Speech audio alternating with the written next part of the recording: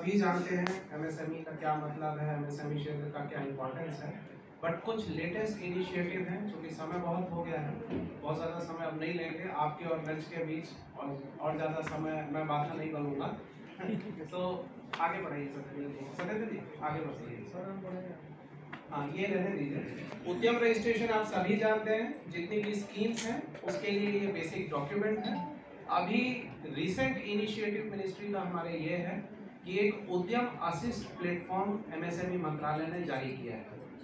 आप जानते हैं कि विभिन्न प्लेटफॉर्म पे ऐसा कहा जाता है कि बिहार में 35 लाख के आसपास एमएसएमईज हैं एक गणना के हिसाब से, लेकिन उद्यम रजिस्ट्रेशन 6.5 लाख ही है आज के डेट में। तो जो गैप है, इस उद्यम असिस्ट प्लेटफॉर्म को एमएसएमई फॉर्मलाइजेशन प्रोजेक्ट के नाम से के तहत जारी किया गया।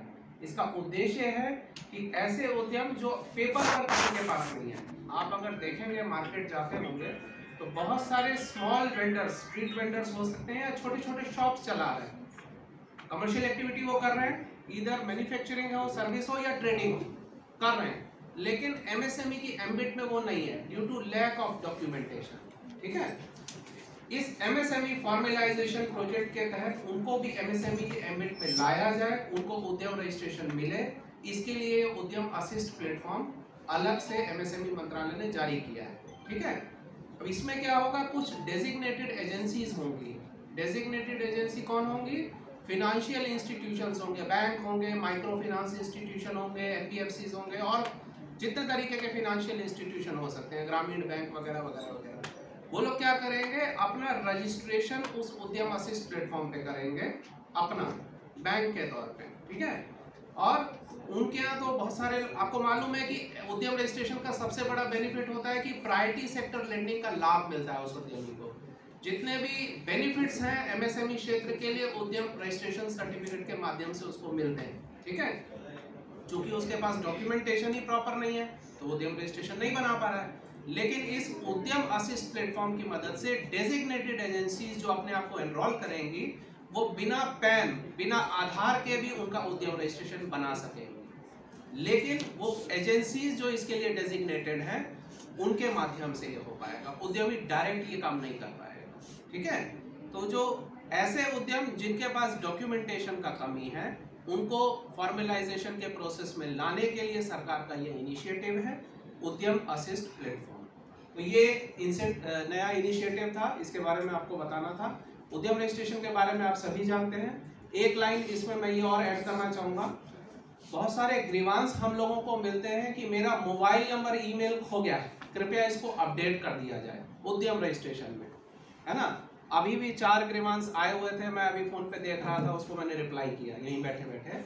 तो मैं ये कहना चाहूँगा इस संबंध में कि आप लोग जो मोबाइल और ईमेल उद्यम रजिस्ट्रेशन बनाते समय जब डालते हैं तो कृपया ये ध्यान रखें कि उसको अगर आप चेंज करने की तैयारी में है तो कृपया उद्यम रजिस्ट्रेशन में उसको पहले अपडेट कर लें, क्योंकि उद्यम रजिस्ट्रेशन अपडेट करने के लिए ओटीपी या तो मोबाइल या ईमेल दोनों में से एक पे मंगा के ही एडिट किया जा सकता है, और अगर आपके पास ईमेल और मोबाइल नंबर नहीं होगा तो आप उसको एडिट नहीं कर पाएंगे। फिर अगर ऐसा केस जिसके पास ईमेल मोबाइल नंबर मिस हो गया है, फिर वो एक लॉन्ग ड्रॉन प्रोसेस है, वो एक लंबी प्रक्रिया से गुजरना होगा जो थोड़ा सा लेंदी ज़्यादा है। तो इसलिए इस चीज़ का विशेष ध्यान रखें।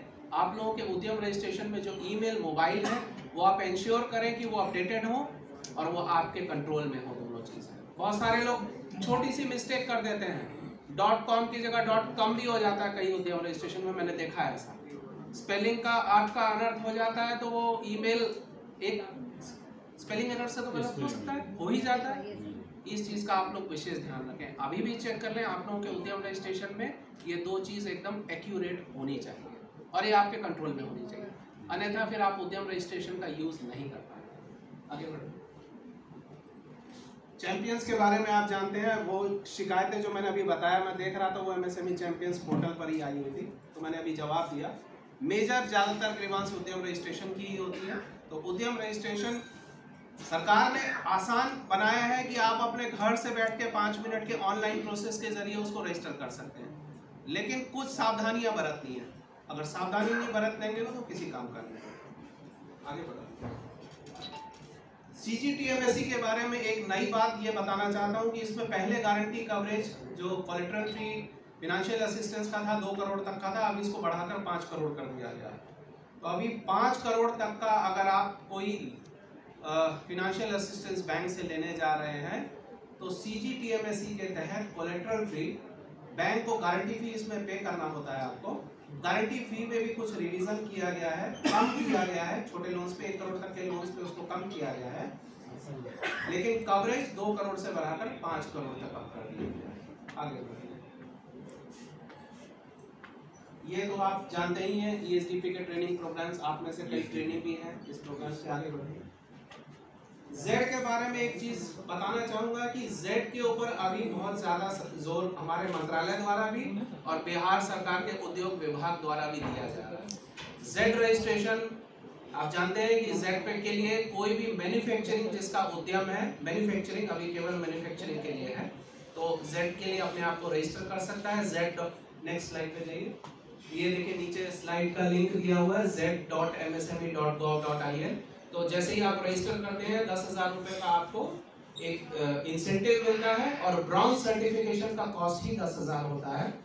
और इसमें माइक्रो और स्मॉल के लिए और मीडियम के लिए जो रेट ऑफ सर्टिफिकेशन है उसमें भी कंसेशन है। मेन बात है कि आप इसमें रजिस्ट्रेशन करेंगे और बाद में ZMSME का एक ऐप है, प्ले स्टोर पे और iOS दोनों पे अवेलेबल है। जो ऐप आईफोन यूज करते हैं उनके लिए भी उनके ऐप स्टोर पे अवेलेबल है। सर्टिफिकेशन प्रोसेस उस ऐप के माध्यम से ही आपको करना है। ब्रॉन्ज बहुत बेसिक सर्टिफिकेशन है, उसमें कुछ डॉक्यूमेंट आपको अपलोड करने होते हैं, 7-8 हैं वो। 5 पैरामीटर्स कंप्लाई करना होता है और 7-8 डॉक्यूमेंट्स अपलोड करने होते हैं उस ऐप के मदद से, तो आप ब्रॉन्ज सर्टिफिकेशन कर सकते हैं। और अभी मिनिस्ट्री का इनिशिएटिव एक नया है कि 24 घंटे में ही आपको ब्रॉन्ज सर्टिफिकेशन दिया जा सकता है। वो इतना इजी बनाया गया है, वो ऐप इसलिए लॉन्च किया गया है। तो आप लोग जो आप में से जो मैन्युफैक्चरिंग यूनिट है कृपया Z सर्टिफिकेशन के लिए परस्यू करें और कोई असुविधा है तो हम लोग आपकी मदद करेंगे।